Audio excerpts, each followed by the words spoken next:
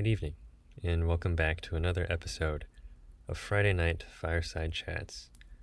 I'm your host, Roy, and this podcast, if you are new, is a time to slow down, relax, and reflect at the end of what typically might be a busy work week. The intention is to kind of enter a time where one can really check in with oneself, and the topics of this podcast usually are focused on self-inquiry, growth, and self-understanding. And for tonight's topic, I will be talking about self-efficacy and embodiment, or being present. Now, this is something I've been discovering, I think especially so since starting my own business, and certainly just learning a lot more about it in the year of 2020. 2020 really seems to be the year of transformation, certainly for myself, and I imagine for many others as well. And self-efficacy has been a big theme here. And I think something that I want to speak to is what I seem to notice first through myself, and then as I observe the world around me, is that self-efficacy is lacking. So how I define self-efficacy is one sense that they can do something.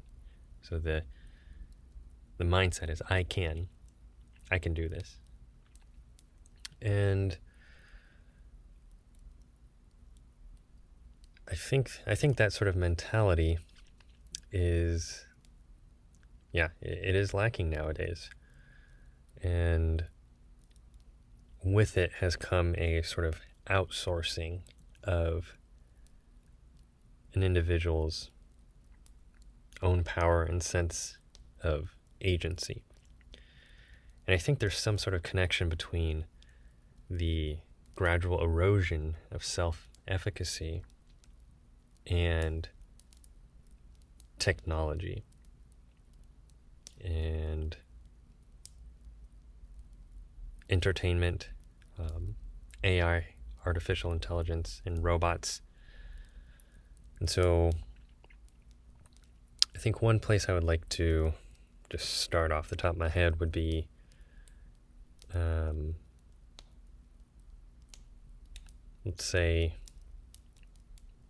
me just use laundry machines for an example, and how this ties into a sort of humorous, learning experience of mine for 2020. So this happened right around,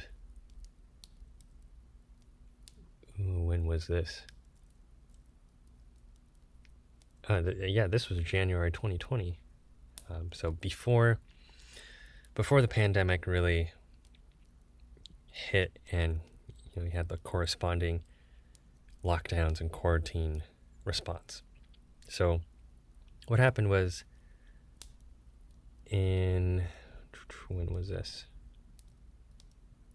Somewhere mid or late 2019, I had decided that I wanted to switch to no longer using toilet paper. So you see where this is going. I decided I no longer wanted to use toilet paper because I did not want to, contribute to so much energy usage and waste anymore. Just learning about how there's a lot of energy required to produce toilet paper. And so the alternative would be to use a bidet and some sort of cloth, to wipe after using the bidet.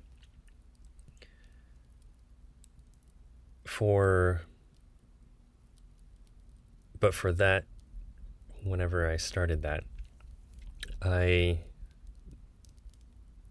bought the bidet, but I did not really ever commit to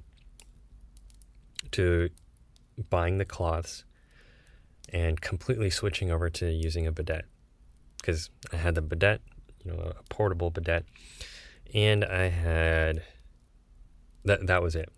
And then I continued using toilet paper, and so the bidet just sat there in my bathroom, collecting dust.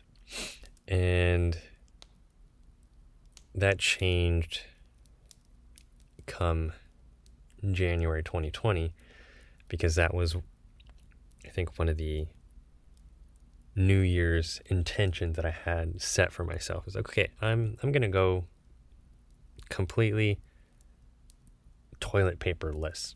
I'm going to make the switch to a bidet. So what do I need to do? Okay, I need to get some cloth towels and, a bucket with some vinegar and a cover to just kind of, soak the towels after I've completely finished using one.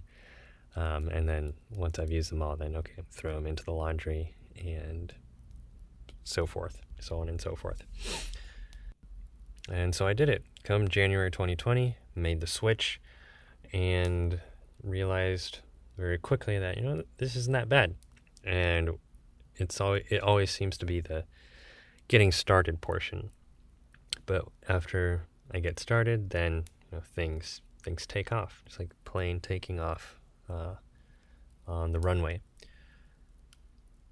Obviously, I'm very glad I made this switch even before the whole pandemic, because when everybody else was freaking out about toilet paper, I was like, you know what?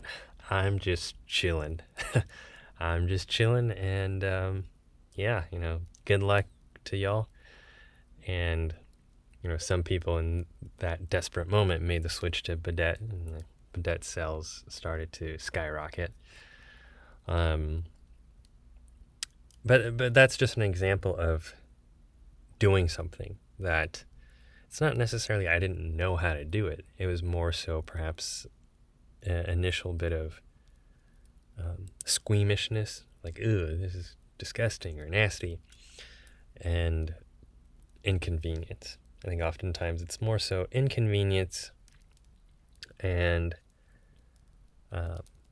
some other sort of resistance that could be disgust or fear.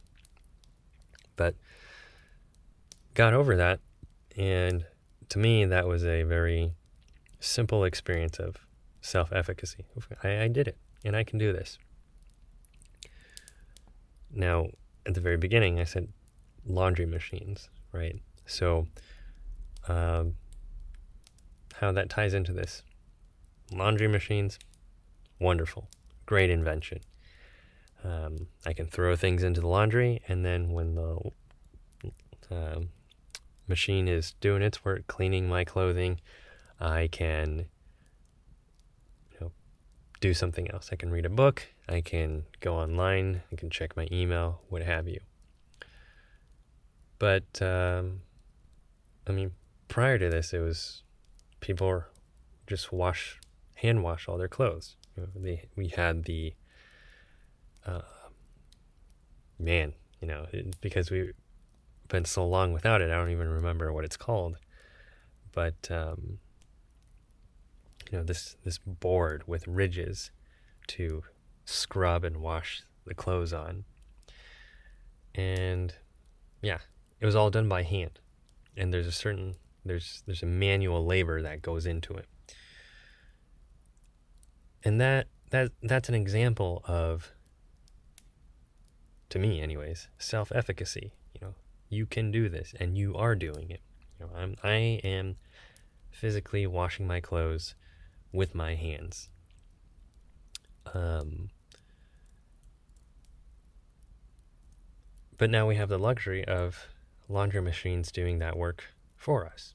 And, we've gone above and beyond just laundry machines to a whole host of different inventions that essentially take the manual labor and effort and cognitive ability out of certain tasks that we used to do by hand. Now, I think a side effect of that is the decrease in self-efficacy, because you're afforded this luxury to not think.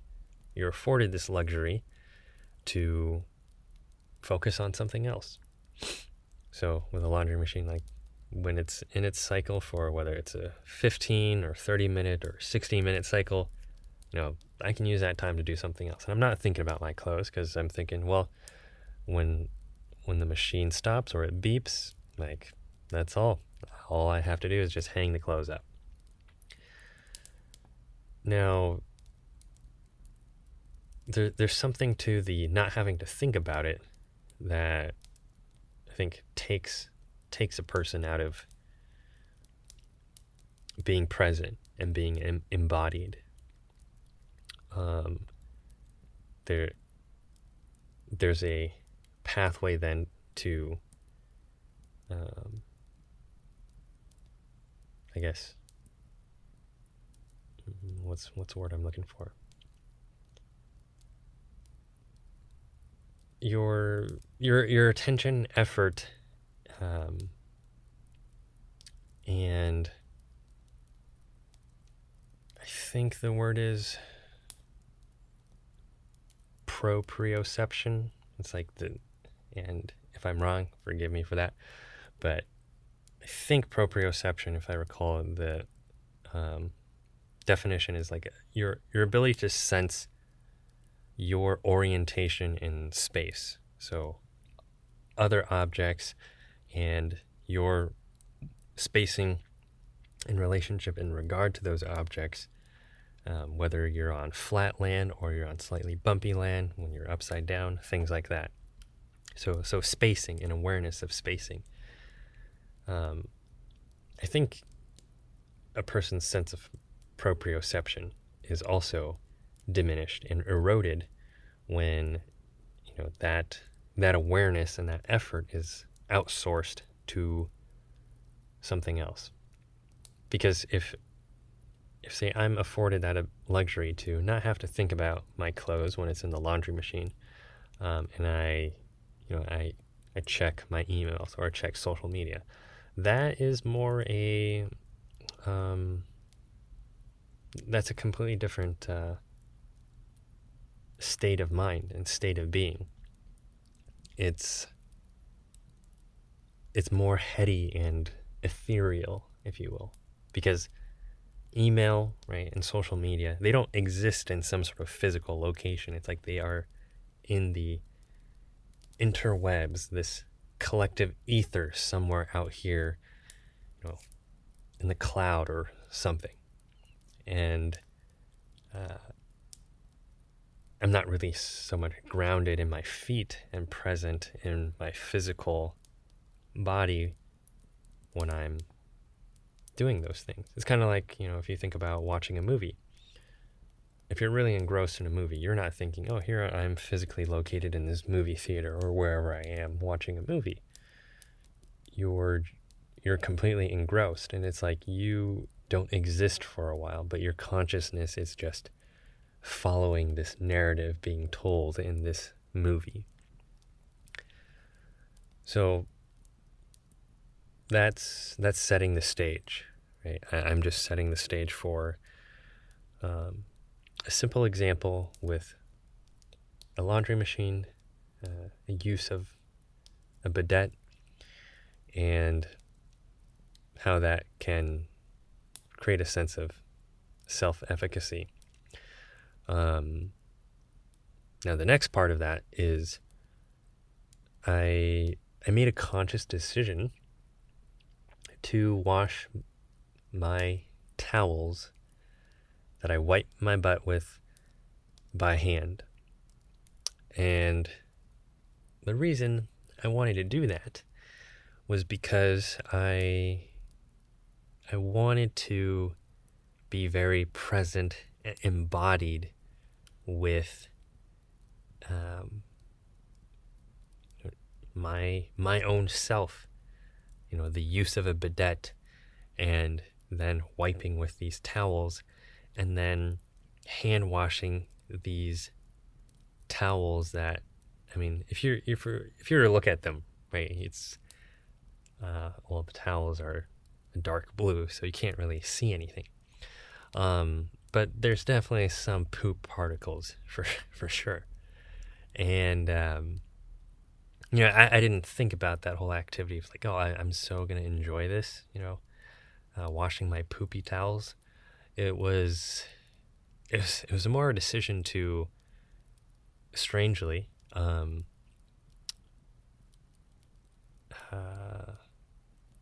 of ground myself,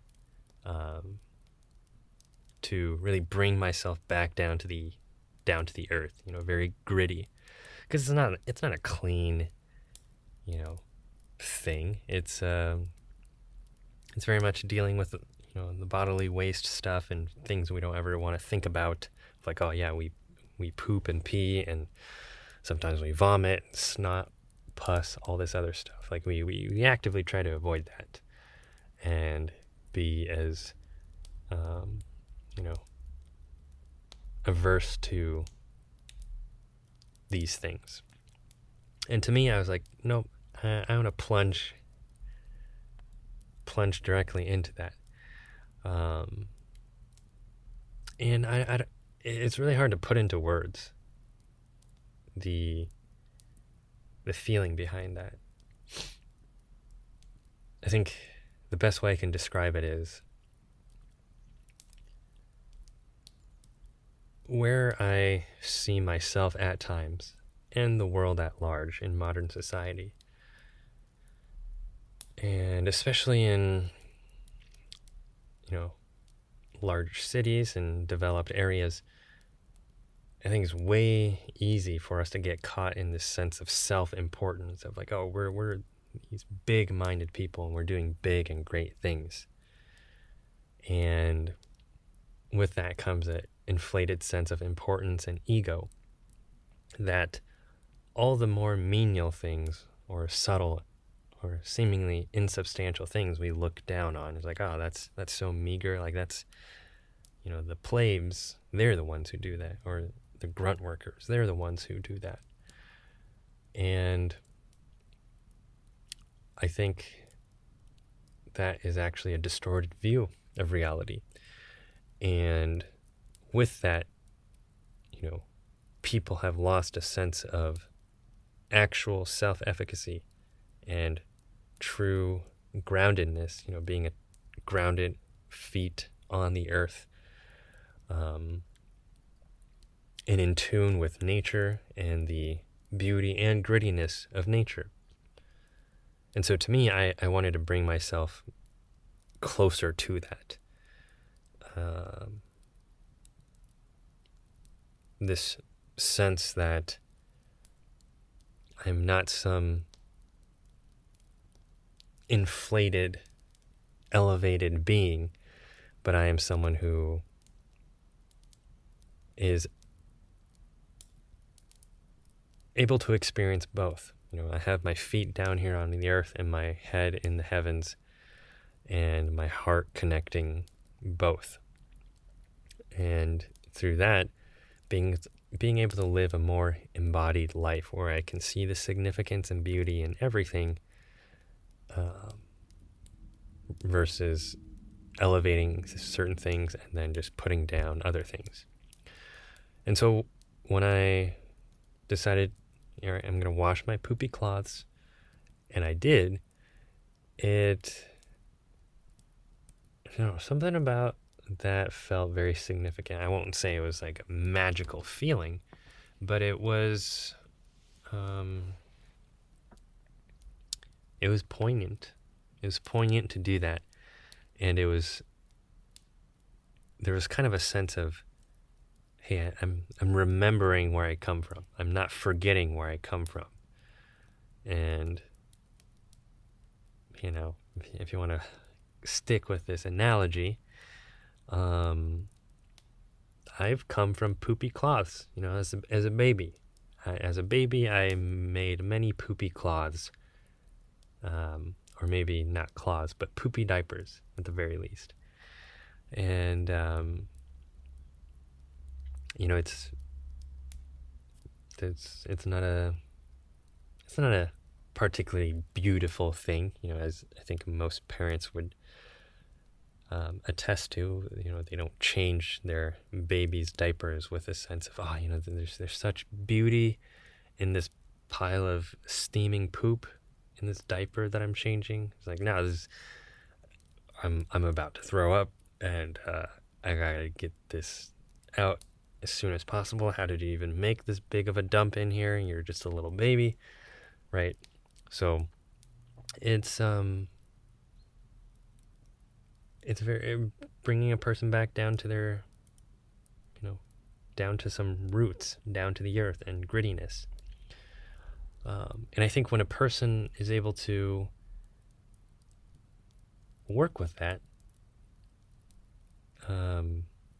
see the value in it, like see the beauty in it as, hey, this is a way to remind myself to be level-headed, to be down on the earth, and not too inflated. There's a very significant power to that. And in that, it also creates a sense of, I would say, self-efficacy that's very grounded and present, because then you can approach so many things in life with that same attitude of, I know where I come from, and I've been in the mud, I've been in the grittiness, and I can handle it. I can deal with it. But for those who haven't experienced that, oftentimes they don't do too well. Because they live in a sense of, they live in avoidance of things. So anything that presents itself as gritty, dirty, inciting a sense of disgust, squeamishness, any sort of resistance, they immediately say no. They put up a wall and say, nope, I'm not going to deal with that. I'm not going this route. And I think something you can discover if you just live in that state of being all your life is, I think, a sense of being very unfulfilled. Because if you're always in avoidance to something, you live in a very limited perspective. There's less doors open because you have said no to certain things. And with that also comes a deep sense of frustration, because then it's kind of like, I can't do this, or I can't do that. I can only do this. And at a certain point, I think that frustration is going to have to find an outlet one way or another. And so I think oftentimes the people who do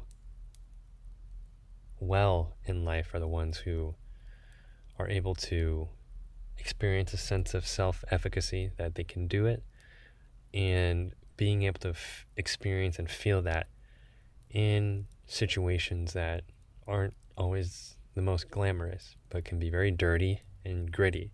But that's where that sense of, I think, fight and strength can come from. So now thinking about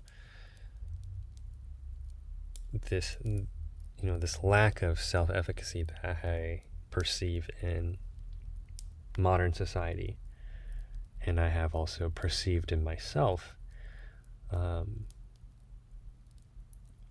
think has to do with the outsourcing of this can-do mentality, that I am self-efficacious.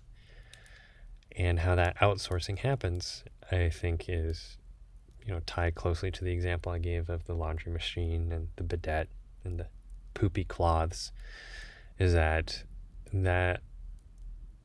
effort of doing something has been outsourced to somebody else. It can be outsourced to other people. It can be outsourced to artificial intelligence and robots. And something I've thought about is, okay, so we talk about how, technology has improved our lives. It helps save time, energy, and frees us up to have more time to do things that we actually want to do. I really question that, because just looking at my own life at times, yes, technology has helped freed up time, but it hasn't exactly freed up time to do the things that are deeply enriching and meaningful. In fact, it's actually freed up more time to become distracted and preoccupied with entertainment that, yes, can bring some joy and happiness for a while, but ultimately is not really building anything. There might be some inspiration here and there, as people are able to share their lives and what they're doing with each other, but oftentimes it just becomes a distraction, and people vicariously live through other people's lives rather than actually presently living their own and being fully embodied in their own life. I think that's a big issue. I don't really see how that time has really been freed up to do the things that are most life-giving. And so, as I began to realize this, making an intention of, okay, I really need to reflect and change some things, to take inventory, rather than just continue to live in a state of autopilot. Because I honestly think there could be a time not too far from now where people may be completely okay with even having a robot or artificial intelligence, some microchip implanted in their head, to have artificial intelligence entity to do all the thinking for them. Like, I would not be surprised if that were true. That some people would actually want that. And in a way, it's like that already exists, because that's the subconscious mind. Just the simple example of, you drive a car and you drive the same path every day. It becomes embedded in your subconscious so that you can have a lengthy conversation on the phone or with the passenger and not actively think, okay, I got to turn here. I got to move the car wheel like this, make sure I press the brake with my foot. Like, you do that without thinking. And that's the autopilot taking charge. And it's very helpful. It certainly helps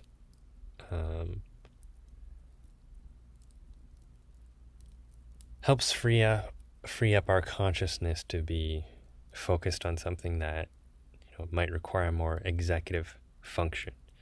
Because if you had to think that every time and think, okay, remember to take a breath.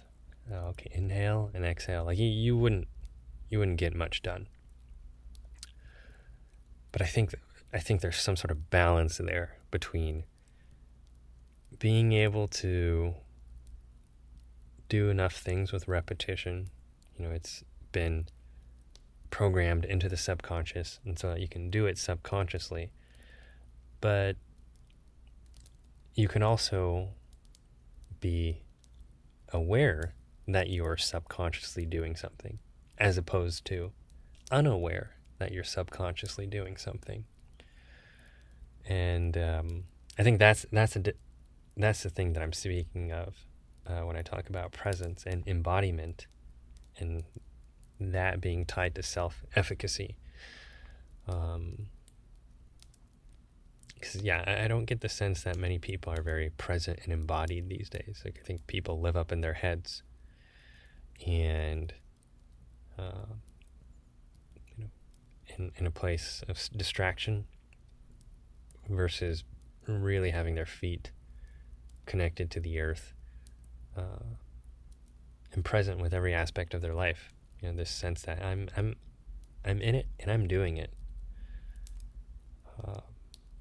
To be in a state of just living in the subconscious, it's more a sensation that life is happening to you as opposed to life is happening for you, and you can make whatever decisions that you want to make to create the life that you want to create. Living in that state of the subconscious and just letting life kind of carry you, I think is a very easy state to create complacency and stagnance. And an example of how this also happens with people and how we outsource, our sense of agency and efficacy outwards to people is, I think 2020 has been a great example of that, because in light of the response that many people have to the pandemic, and I would say it's more so the mainstream broadcasted response, to me, it's been an illustration of people outsourcing their power to the scientists and the medical experts. These are the people who are like, all right, they are the ones who are going to take care of my health. And so if I'm ever in a troubled spot, they're the ones who are going to help and save me. In that regard, it's essentially like you're telling your subconscious, my health and any power over my health lies in the hands of the medical professionals and the scientists. Not in my own hands. No, it belongs in their hands. And so whatever they say, that's the way to go. That is the right thing. And while there's something to be said that, yes, there's people who spend their entire lives studying and practicing in a certain area, that does not mean that they have clearance for all this power and say in a person's life. That's just my own personal opinion. Even working as a therapist, I can speak to my clients of what I see and what I sense, but in the end, they still get to make their own conclusions and their own decisions. And in the end, that's what I'm trying to do as a therapist anyway, is to help them rediscover their own power. Because at the end of the day, I'm not there to tell them what to do. I can provide advice, I can offer suggestions, but in the end, they still have to make that decision. I can't make that decision for them.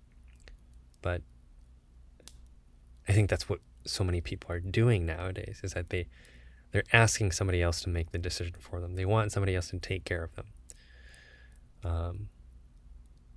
And I have some ideas of where that comes from, but that's a podcast for another time. But in this response to the pandemic, people have been very scared, and when you're in a state of just being very scared, you're also in a very highly suggestible state. Because if you think about being in a fearful state and somebody comes in with a directive of like, do this. Let's say using an example of a burning building, and you're in this burning building, you're terrified. But let's say somebody breaks and rushes into that burning building, and it's a firefighter, and the firefighter says, get down, crouch, and, I need you to go over here and I need you to do this and X, Y, and Z. More likely than not, you're going to follow everything that firefighter said to the letter. And it's because in that fearful state, you are very open to suggestion. Anything that can create this sense of escaping this terror, is a sense of relief. And so that's why sometimes people love having somebody tell them what to do when they're scared, when they're afraid. But that can be easy. That can be easy to manipulate. And I personally have seen that in 2020 in terms of how people's minds have been conditioned to believe that they are helpless, and they ought to be fearing for their lives and their health all day, every day. And their only savior and deliverance will come from the professionals who are, they're taking care of it. And so whatever they say, just follow what they say.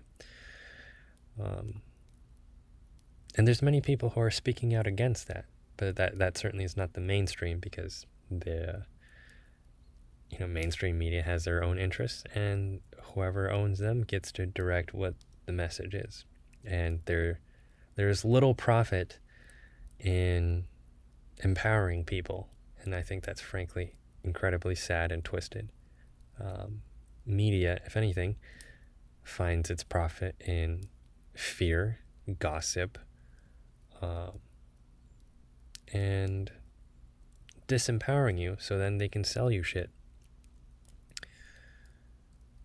And I think seeing that response of 2020 really of people to this pandemic solidifies to me how people have eroded their own sense of self-efficacy and outsourced that to somebody else. And so they're just in this state of learned helplessness and no longer present in their lives. They're no longer present and in charge of their lives, but they are at the mercy of fear and at the mercy of what the professionals are going to do to save them. Or they project that fear onto the other people who actually do have a sense of self-agency, self-efficacy, and empowerment, and tell them, hey, you can't be doing that. You need to be doing this. That's often another response to fear, is projecting one's own fear onto other people who are actually not afraid.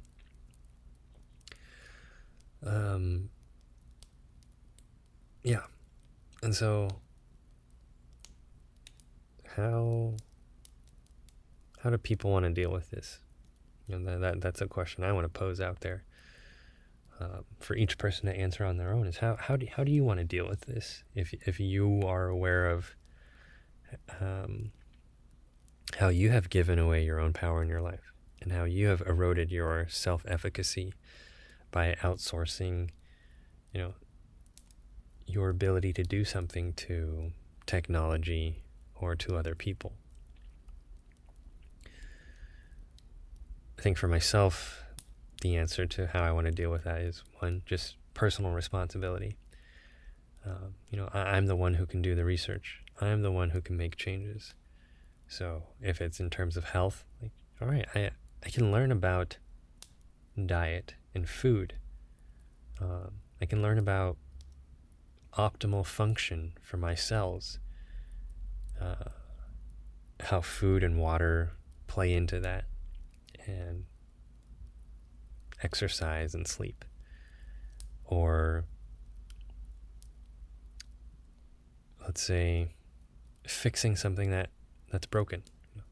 I can be the one to research and learn how to jumpstart a car, how to change a tire, how to do, say, hydroponic gardening, how to build a PC from scratch. Those are all things that I can research and learn about. And for anyone who has done that, for anyone who has researched something and done it through their own volition with their bare hands, I think you know what I'm talking about when I talk about this sense of empowerment that you feel when you do that. It's like, wow, I've accomplished something. Nobody was here to hold my hand and do it for me, but I did it all by myself. It's a great feeling of accomplishment, and it's like another using that analogy of the cookie jar. If you're not familiar with a cookie jar, look up David Goggins or check out my podcast titled The Cookie Jar. But that accomplishment is just like another cookie you're adding in the cookie jar. Like, hey, here's something I can look back at. Like, I did it. And if I ever need to remind myself in a pinch that, I have it in me to do something and figure it out, like, here's a reminder. Let me pull this cookie out of the cookie jar. So, my encouragement with this whole podcast is to reflect on where you might have eroded your self-efficacy. And with that, how would you want to begin to reclaim a sense of self-efficacy in those areas of your life, and to be present and embodied in those moments? I think I want to bring in this aspect of effort from Kung Fu. So Kung Fu or Gong Fu, different ways of pronouncing it. But Gong Fu, the Fu is effort. It speaks to effort. And the Gong is a skill. So it's like effort you are putting to build this skill. And this is something I learned from Master Shi Hengyi, who's the headmaster at the Shaolin Temple in Germany. I think it was a very beautiful description of it, and helped me understand that with any skill that you're building, it requires effort. Whatever trade that you're in, you had to put in effort to become skilled in that trade. And it's the effort, I think, where people can often get stuck, because things might not improve as fast as they want it to. This is something I've been learning over and over again, just being an entrepreneur. Some days I just want to quit. Some days I think, what I'm doing, whether it's a podcast, YouTube videos, content creation, it's worthless. It's like, okay, I got how many views or responses or engagements? Like, gosh, maybe nobody gives a shit. And if nobody else gives a shit, then maybe I shouldn't either. And then I have to kind of ground and remind myself again, like, I've planted a seed. It's not going to grow overnight. It's going to take time. And it might take a lot of time. But if it's something that I'm passionate about and brings me joy, then that's the important part. And that's the part that I have to come back to and remember. And that's the effort. It's a very gritty, the cliche blood, sweat, and tears process. And it requires a person to be fully present and embodied, to feel every bead of sweat, or the tears or the blood in creating this, in building this. And through that, I think that's where the self-efficacy really begins to grow and strengthen, because each of those moments that you invest that effort and you strengthen that skill, and you slowly begin to see the results of that, really becomes a testament later to yourself of, I know what this whole journey was like. I knew what it took. And when you finally arrive at one milestone, because I don't think it's ever a full arrival, but when you just arrive at one milestone, you know how good it feels. Because part of it, how good it feels is directly related to where you had to come from to get there. And again, using the bidet and the poopy cloths, it's like, you know the humble beginnings that you came from to arrive at where you are now. And that gives it so much more significance. And so I think part of self-efficacy requires presence and embodiment in those moments of grit and adversity. And I think that's all I have on that topic for now. Thank you again for tuning in to another episode of Friday Night Fireside Chats. If you'd like to learn more about the work that I do, you can visit my website, www.sacredwildman.com. And if you have enjoyed my content, whether it's this podcast or my website, my YouTube channel, I invite you to consider donating to support the work that I do. And you can find a link to do that on the homepage of my website. And with that, I will conclude this podcast, and I wish you all a great Friday evening and a restful weekend.